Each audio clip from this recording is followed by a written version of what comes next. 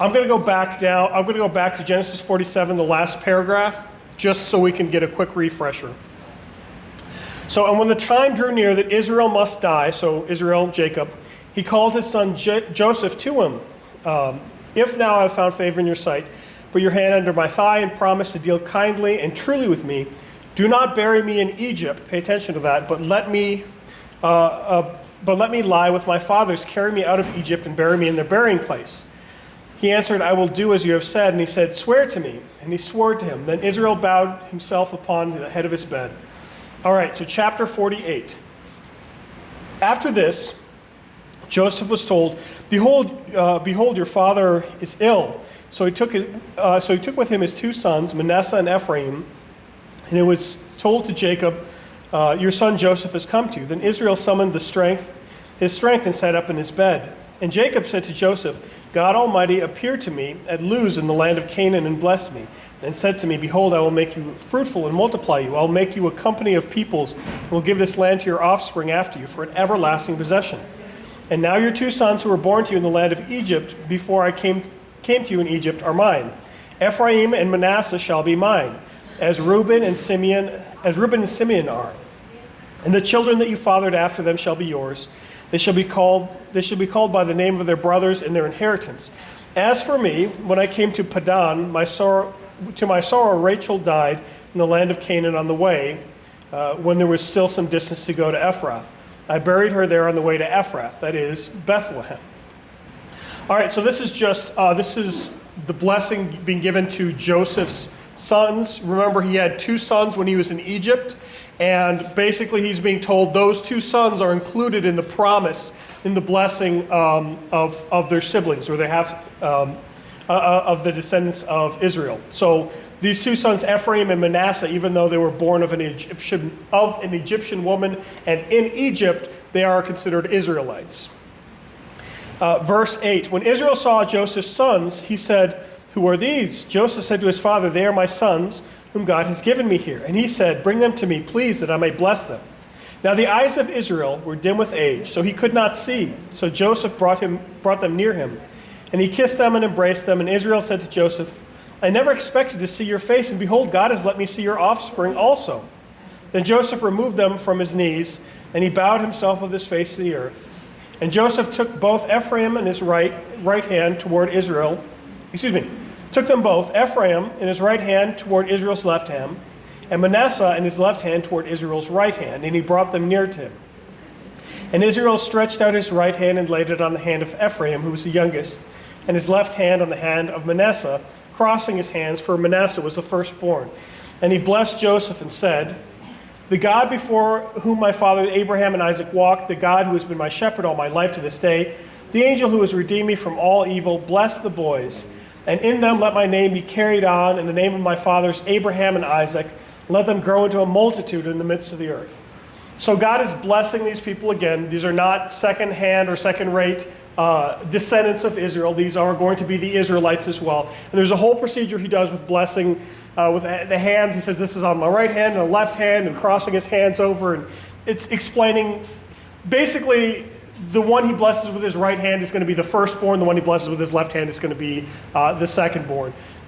But it's it's interesting that it goes into details. It says, this person was standing here, and at his left hand was at this guy, who's at the right hand of this, and then he crossed his hands over, and he did this, that. It's like, okay. I mean, it's some cool details, but I would have to draw it out. Verse 17, 48 verse 17. When Joseph saw that his father laid his right hand on the head of Ephraim, it displeased him, and he took his father's hand to move it from Ephraim's to Manasseh's head. And Joseph said to his father, not this way, my father, since this one is firstborn, put your right hand on his head. But his father refused and said, I know, my son, I know. He also shall become a people and shall be great. Nevertheless, his younger brother shall be greater than he, and his offspring shall be a multitude of nations. So he blessed them that day, saying, by you Israel will pronounce these blessings, saying, God will make you as Ephraim and Manasseh. Thus he put Ephraim, so not the firstborn, before Manasseh. Then Israel said to Joseph, behold, I am about to die, but God be with you. But God will be with you and bring you again to the land of your fathers. Moreover, I have given given to you rather than to your brothers one mountain slope that I took from the hand of the Amorites with my sword and with my bow. So again, the hand crossing thing, it's just to show that Israel is blessing not the firstborn, but the secondborn. And I assume that this is something that comes from God, something that God has revealed to Israel to do this thing. You'll notice that this is a pattern in Genesis so far. So a lot of times you'll have the firstborn son. Esau was the firstborn son.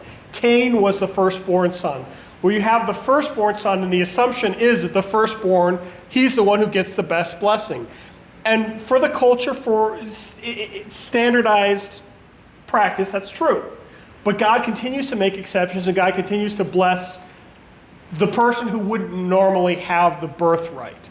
And now, if you wanted to make a mini sermon out of this, you can say that this is the way that God blesses His children, because Jesus is called the firstborn from the dead. Obviously, Jesus is the only Son of God in that sense, but we are adopted children of God as well, and God continues to bless us as though we are His firstborn. He brings us into heaven. He gives us royal lineage, all that good stuff.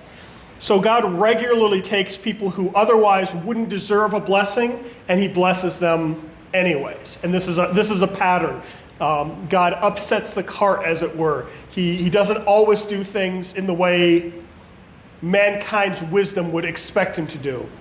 There's a couple of phrases in the Bible where He says, where we say, "Your way or His ways are higher than our ways," and we don't understand everything that He does. So this is just another example of the not firstborn son being given a blessing that he doesn't, by his birthright, deserve. And if you'll remember, this happened with Jacob and Esau as well. So Jacob wasn't supposed to be blessed because he wasn't the firstborn, but God gave him the blessing anyway.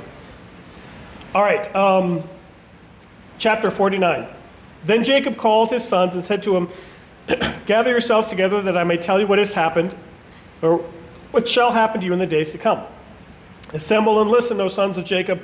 Listen to Israel your father. Reuben, you are my firstborn, my might and my first fruits and my strength, preeminent in dignity and preeminent in power. Unstable as water, you shall not have preeminence. Because you went up to your father's bed, then you defiled it. He went up to my couch.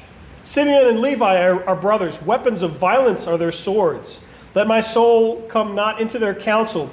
O my glory, be not joined to their company. For in their anger they killed men, and their willfulness they hamstrung oxen. Cursed be their anger, for it is fierce, and their wrath, for it is cruel. I will divide them in Jacob. I will scatter them in Israel." So this is interesting. It says, the section in my Bible says, Jacob blesses his sons, and so far it's not really good. Reuben, he says, "Yeah, Reuben, you're pretty good, but you're unstable, and my soul is not going to be with you." And then Simeon and Levi, yeah, you guys are violent and wrathful, and your violence is a curse. So far these blessings don't sound too good. Verse 8, "Judah, your brothers shall praise you. Your hand shall be on the neck of your enemies. Your father's sons shall bow down to you. Judah is a lion's cub. From the prey, my son, you have gone up. He stooped down, crouched as a lion, and as a lioness. Who dares rouse him? The scepter shall not depart from Judah, nor the ruler's staff from between his feet, until tribute comes to him. And to him shall be the obedience of the peoples. Binding his foal to the vine, and his donkey's colt to the choice vine, he has washed his garments in wine, and then his vesture in the blood of grapes. His eyes are darker than wine, his teeth are whiter than milk." It's an odd conversation to have with dad on his deathbed, and he's describing your teeth and your eyes and all this other stuff. But you have to understand that a lot of this is not just Jacob rambling, but this is a prophetic thing. And if you understand the people who descend, can you think of anybody important that descends from Judah, the line of Judah? Christ, yeah, and David as well. So if you're thinking about who descends from where, Jesus is from the lineage of Judah. David is from the lineage of Judah. So Judah's blessing kind of, I mean, you have to squint to understand it. I'm sure there's commentaries written about it. But if you understand that Jesus is coming from this lineage, it makes sense that this is the blessing given to Judah and not to Simeon and Levi, for example. All right, verse 13, Zebulun gets one sentence. Zebulun shall dwell at the shore of the sea, shall become a haven for the ships, and his border shall be at Sidon. Issachar is a strong donkey, crouching between the sheepfolds. He saw that a resting place was good, and the land was pleasant, so he bowed his shoulder to bear and became a servant of forced labor. Dan shall judge his people as one of the tribes of Israel. Dan shall be a serpent in the way, a viper by the path, that bites the horse's heels, so that his rider falls backward. I wait for your salvation, O Lord. Poor Dan. I mean, keep in mind, again, Joseph's brothers were kind of murderers. So, I mean, in addition to trying to kill Joseph, they did kind of murder a bunch of people. Verse 19, raiders shall raid Gad, but he shall raid at their heels. Asher's food shall be rich, and he shall yield royal delicacies. Well, that's nice. Naphtali is a doe let loose that bears beautiful fawns. Okay, that's sweet too. Joseph is a fruitful bough by a spring. His branches run over a wall. The archers bitterly attacked him, shot at him, harassed him severely, yet his bow remained unmoved. His arms were made agile. By the hands of the mighty one of Jacob, from there is the shepherd, the stone of Israel. Interesting. His bow remained unmoved, his arms remained agile by the hands of the mighty one of Jacob. And in this translation, it has the shepherd and the stone of Israel are both capitalized. So those are, by the way, terms that are used to refer to God. And you may recall in the New Testament, the good shepherd and the cornerstone or the capstone. These are the stones. Jesus is referred to as the stone. The Ebenezer, yeah, the Ebenezer. Or, well, maybe not the Gethsemane. Gethsemane is also a stone. It's an important stone. It's a stone that's used to crush the olives. But yeah, this concept of the stone, the shepherd, if you're drawing connections in your mind, that's probably the right place to go. Verse 25, by the God of your fathers who will help you. Did I skip 2 pages? Yes. By the God of the fathers who will help you, by the Almighty who bless you with blessings of heaven above, blessings of the deep that crouches beneath, blessings of the breast and of the womb, the blessings of your father are mighty beyond the blessings of my parents, up to the bounties of the everlasting hills. May they be on the head of Joseph and on the brow of him who was set apart from his brothers. Benjamin is a ravenous wolf in the morning devouring the prey, and at the evening dividing the spoil. Which is funny because all you've heard about Benjamin so far is he's just the little kid who's tricked. Yeah, I'm like, I don't know. It's interesting to think about. That's Benjamin's blessing. It's not what you would predict. Verse 28, all of these are the 12 tribes of Israel. This is what their father said to them as he blessed them, blessing each with a blessing suitable to him. Then he commanded them and said to them, I am to be gathered up to my people. Bury me with my fathers in the cave that is in the field of Ephron the Hittite, in the cave that is in the field of Malapah to the east of Mamre, in the land of Canaan, which Abraham bought with the field from Ephron the Hittite, to possess as a buying place. There they buried Abraham and Sarah his wife. There they buried Isaac and Rebekah his wife. And there I buried Leah. In the field and the cave that is in it were bought from the Hittites. When Jacob finished commanding his sons, he drew up his feet into the bed, and breathed his last, and was gathered to his people. That's a sweet way to think about it. He was gathered to his people. You remember chapters and chapters ago, this transaction where Abraham buys this field and this cave, and they're still using it. This is the burial place for Abraham's family. Chapter 50, then Joseph fell on his father's face and wept over him and kissed him. And Joseph commanded his servants, the physicians, to embalm his father. So the physicians embalmed Israel. 40 days were required for it, for that is how many are required for the embalming. And the Egyptians wept for him 70 days. And when the days of weeping for him were past, Joseph spoke to the household of Pharaoh, saying, if now I have found favor in your eyes, Please speak in the ears of Pharaoh, saying, my father made me swear, saying, I am about to die in my tomb, that I hewed out for myself in the land of Canaan. There you shall bury me. Now therefore, let me please go and bury my father, then I will return. And Pharaoh answered, go up and bury your father, as he made you swear. So Joseph went up to bury his father. When he went up with all the servants of Pharaoh, the elders of his household, and all the elders of the land of Egypt, as well as the household of Joseph, his brothers, his father's household, only their children, their flocks, and their herds were left in the land of Goshen. And there went up with him both chariots and horsemen. It was a very great company. When they came to the threshing floor at Atad, which is beyond the Jordan, they lamented there with very great and grievous lamentation. And he made a mourning for his father 7 days. When the inhabitants of the land of the Canaanites saw the mourning of the threshing floor of Atad, they said, this is a grievous mourning by the Egyptians. Therefore the place was named Abel Mizraim. It is beyond the Jordan. Thus his sons did for him as he commanded them. For his sons carried him to the land of Canaan and buried him in the cave in the field of Machpelah to the east of Mamre, which Abraham bought with the field from Ephron the Hittite he possessed as a buying piece. After he had buried his father, Joseph returned to Egypt with his brothers and all who had gone up with him to bury his father. So his father is buried back here in the cave, and pay attention later on when we get to the Exodus that I think they're carrying the bones of Joseph out with him because they're going to bury him there as well. Because even though they're sojourning, it means they're temporarily living in Egypt. Egypt is not the promised land. Goshen, as nice as it is not the promised land. The promised land is in Canaan, which would later it would be Israel or Jerusalem. So the burial preparations, the funeral preparations were very elaborate. Mm-hmm. Do you think that his sons were attempting to make up in some way for their behavior during his life? I'd like to believe that his sons had, at this point, seen the errors of their way and repented. I don't know that they're necessarily trying to make up for, that could be part of it, try to make up for the evil that they had done. But I think that maybe they've legitimately turned over a new leaf. And in the previous chapters, when Joseph is talking to them, they think, Joseph is talking to them, they think that God is cursing them for the evil that they've done.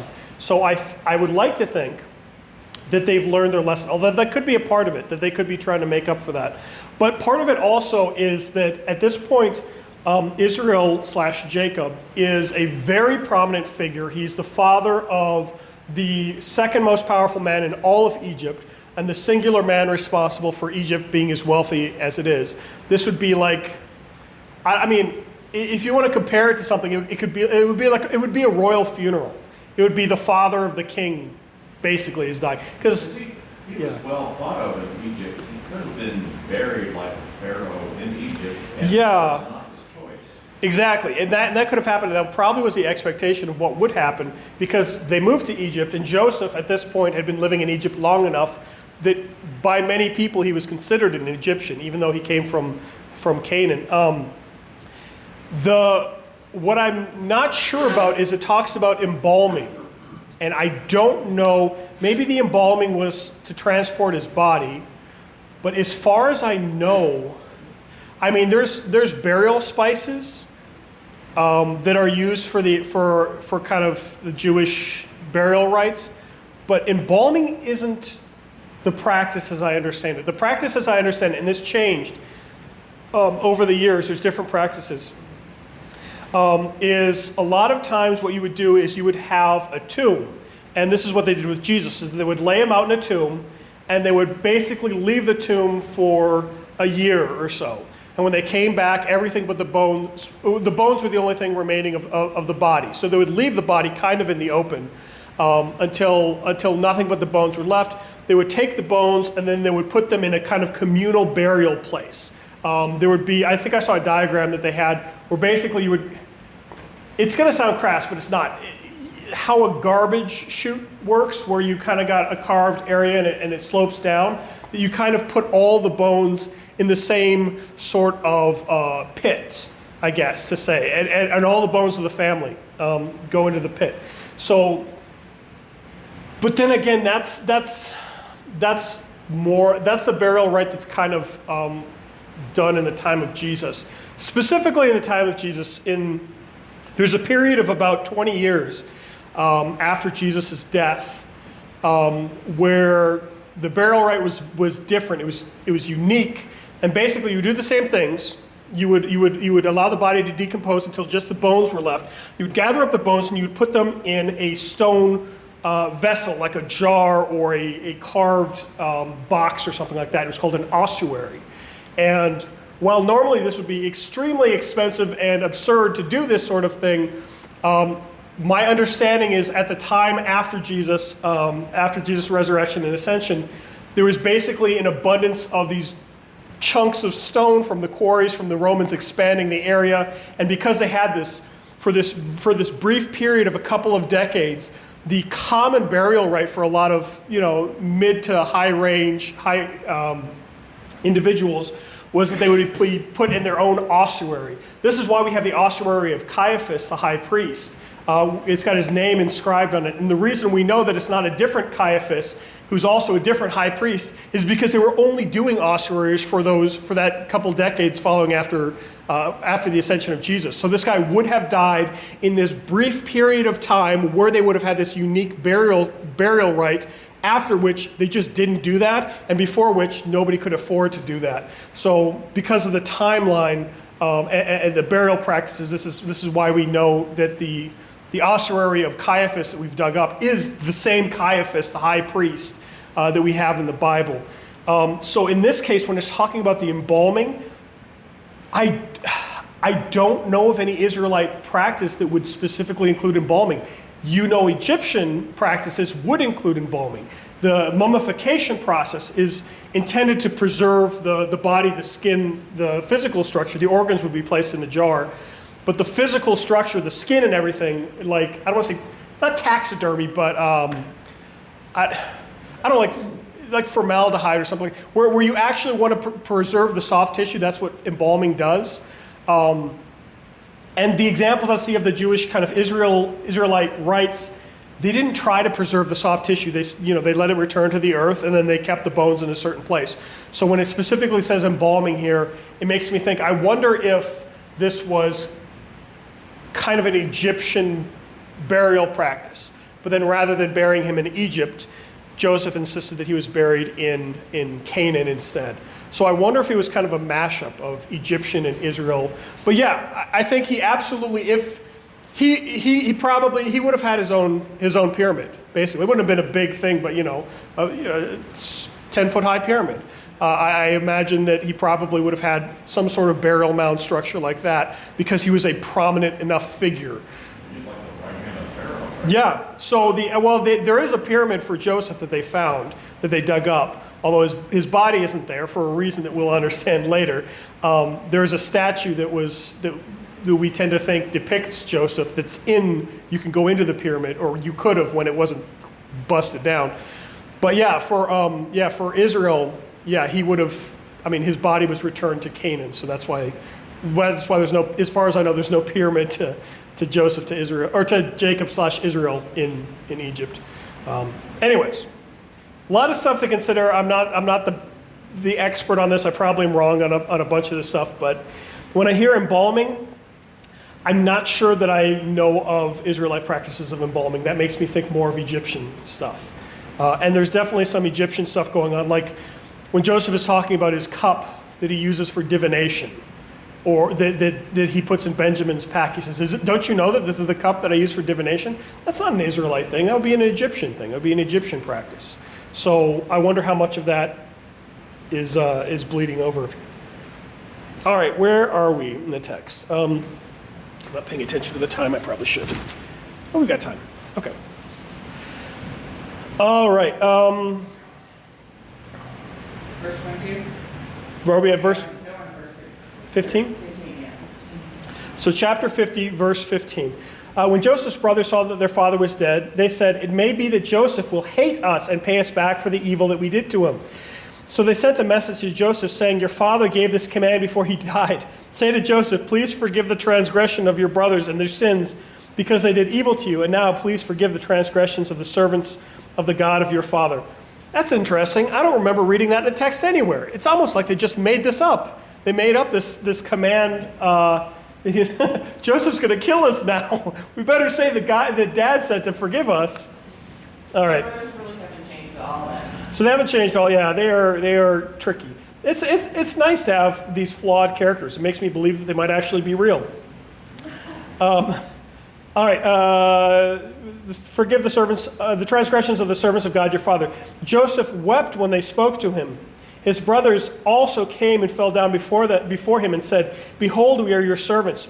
But Joseph said to them, "Do not fear, for am I in the place of God?" So he doesn't respond as though, okay, Dad says to do this, I guess I'll listen to this. So their trick wasn't even necessary. "Do not fear, for am I in the place of God? As for you, you meant evil against me, but God meant it for good, to bring it about that many people should be kept alive as they are today." This is a wonderful verse. It's an excellent thing to keep in mind, that even though people are doing evil to each other, this is why we can forgive even evil people. Verse 21, "So do not fear, I will provide for you and for your little ones." Thus he comforted them and spoke kindly to them. Let me see something. You know something interesting here? They say that behold, we are your servants. They never say that they're sorry. I don't know that they ever explicitly repent either.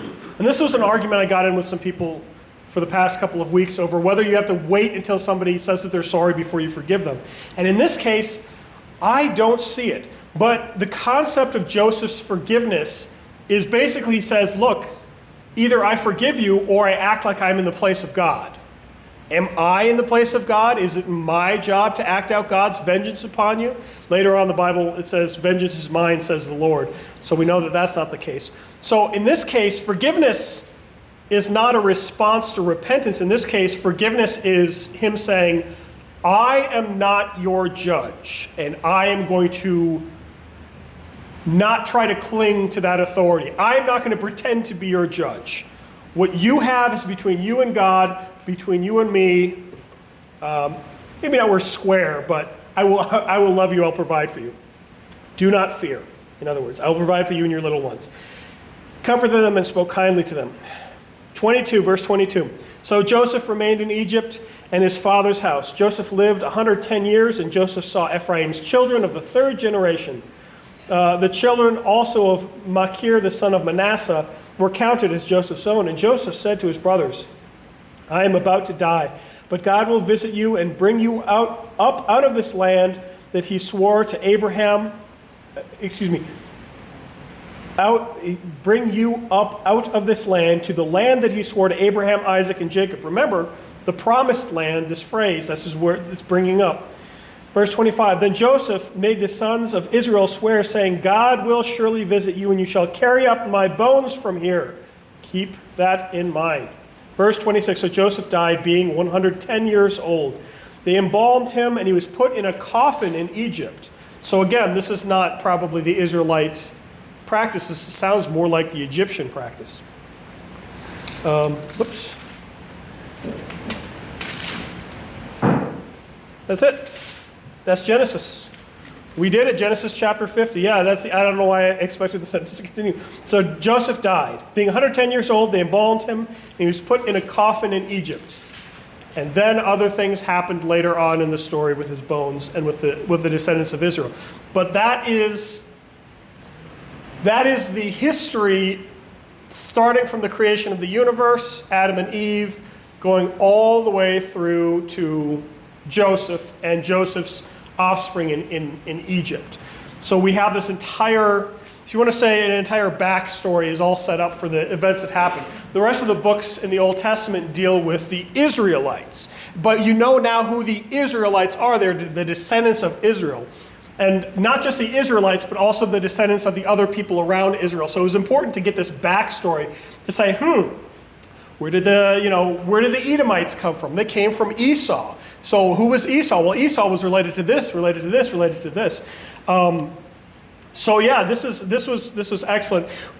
Those of you who remember, we actually started Genesis because we were going through. I was saying the kids get all the fun stories. The kids get all the David and Goliath, Samson, Daniel in the lion's den, Shadrach, Meshach, and Abednego in the fiery furnace. They get all those fun stories. So I was going through all of them, and we went through Genesis 1 to go through the creation story. And if you go through Genesis 1, you have to go through Genesis 2, because that shows how the details of the creation of mankind, Adam and Eve. Well, if you got Adam and Eve, you got to see what happened to them in Genesis 3.